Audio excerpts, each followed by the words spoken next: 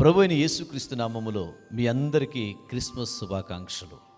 మీ ఇంటి వారికి, పిల్లలకి, పెద్దవాళ్ళకి, సహోదరి సహోదరులకి ప్రతి ఒక్కళ్ళకు కూడా పేరు పేరు నేను క్రిస్మస్ శుభాకాంక్షలు తెలియజేస్తున్నాను. ఈరోజు బైబిల్ ఈ విధంగా సెలవిస్తూ ఉంది. లూకా సువార్త 2వ అధ్యాయం 11వ వచనంలో, దావీదు పట్టణమందు నేడు రక్షకుడి మీ కొరకు పుట్టి ఉన్నాడు, ఈయన ప్రభు అయిన క్రీస్తు అని.